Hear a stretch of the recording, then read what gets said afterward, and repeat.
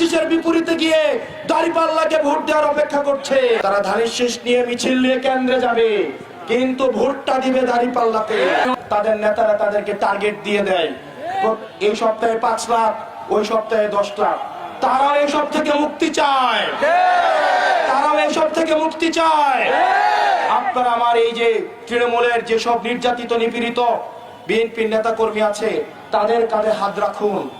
তারা কষ্টে আছে, তারা নিজেরা নির্যাতিত মনে করছে, নিপীড়িত মনে করছে। কারণ নেতা চাঁদাবাজি করতে অর্ডার দেয়, সেটা কিন্তু কর্মীদেরকে বাস্তবায়ন করতে চায়। তৃণমূলের অনেক বিএনপির নেতা কর্মী আছে, তারা এটার সাথে সম্পৃক্ত না, তারা সেটা করতে চায় না।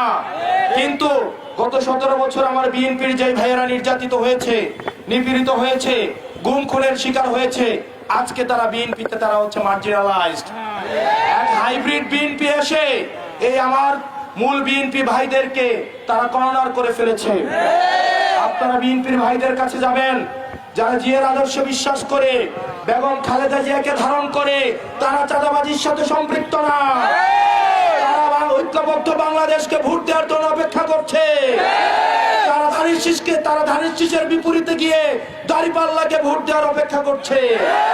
আপনারা বিশ্বাস রাখেন, তারা ধানের শীষ নিয়ে মিছিল নিয়ে কেন্দ্রে যাবে, কিন্তু ভোটটা দিবে দাঁড়িপাল্লাতে, ভোটটা দিবে হচ্ছে সাপড়াকলিতে, ভোটটা দিবে হচ্ছে রিকশা মার্কায়। তাদের কাছে আমার দাওয়াতটা পৌঁছে দিতে হবে। আপনারা পারবেন না?